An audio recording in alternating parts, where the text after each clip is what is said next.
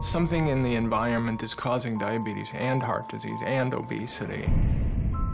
We don't know what it is. Maybe it's just that people eat too much. Maybe it's that we're not physically active enough. Maybe it's a dietary fat. Maybe it's the sugar. Maybe it is the sugar indeed, and Wilder said it earlier, if you're about to pour some sugar in your coffee, hold off a second because Michele Hozer is here, a decorated documentary filmmaker. We're so happy that you're with us this morning. Thank you for having me. And we were just talking about this great project of yours. Why the sugar? Why dig deeper into this? Well, that's a great question. As I was telling you, I'm a career dieter, I'm a mother, I'm a filmmaker, and in the last 3 or 4 years we've heard a lot about, is sugar toxic or is it poison? And I thought I should dig deeper and see how true this story is. And a lot of they're comparing sugar to be as bad for us as tobacco. I mean, what did you find? What are some of the things we're going to see in this documentary? Well, yes, we sort of posed the question, is sugar the new tobacco? And a lot of people roll their eyes like, oh my God, you gotta be kidding, especially sugar. We love sugar. It's in our culture, it's in our books, it's in our music.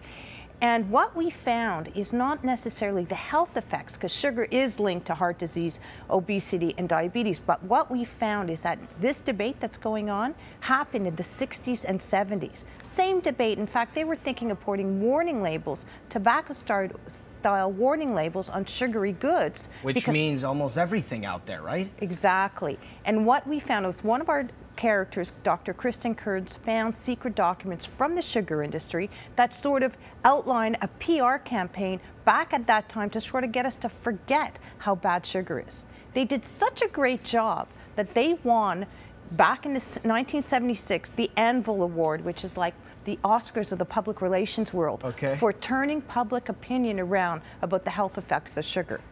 And I mean, this raises so many questions to me. Why, make people forget that something is so bad for you? Why do you think this is happening? Well, the sugar industry and the food industry is a big business. It's a lot of money. And they know that the more sugar they put in the products, the more we get to buy and the more we like it. 74% of all packaged foods in the grocery stores has some kind of sugar in it. So even if you try not to eat sugar, it's all around you. It's sort of going against the grain to try not to eat that sugar. So money, of course, is at the heart of this question. Let's talk about you as a filmmaker a little bit more. You took on many, many different roles in this specific documentary. What was that like, producing, just doing almost everything here? Yeah, I produced, directed, and edited. Well, that was a big job. A little bit lonely in the edit room when there's only, you ask a question and you're the only one to have to answer it. But we put together a really good team. I had a great writer, Roxana Spicer, great executive producer Janice Daub, Nathalie Bibot, our associate producer, and of course we had a great broadcaster of TVO who, once you have a good team behind you, you're able to sort of ride the waves and get to the finish line. And tell me a little bit about getting great reviews for Sugar Coated already. So is this something you sort of, strive on, you pay attention to them to motivate you, or do you stay away from them? I think it's great that, everyone eats sugar, and it's nice to see that the work that you do has some kind of effect out there and that the public really responds to. Do I think it's going to change public opinion? I think there's right now a transformation about the way people look at the food industry, and if my film could help in that discussion, then I'm thrilled. And there's also an app. I mean, we live in an era where applications are part of our day-to-day, operations. Tell us about the app. Yeah, so that app, which was put together with University of Toronto, it was developed here by a great company called Plank.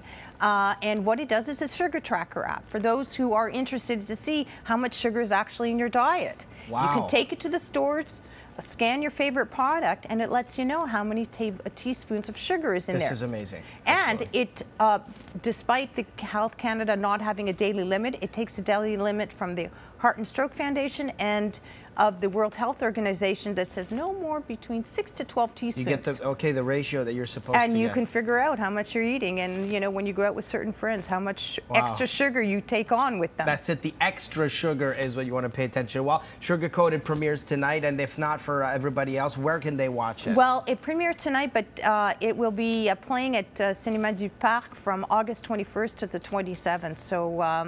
So it's there for a whole week. Have a look. Michele Hozer, thank you so much for stopping by, and thank you for doing all that research. It is a subject that touches probably you know, most people, everybody. Anyone who eats. Oh, thank you. So anyone who eats, there it is. I'm very happy that you stopped by. Thank you. Thank you so much. All right, coming up on the show, we're going to be talking Rogers Cup. It starts today.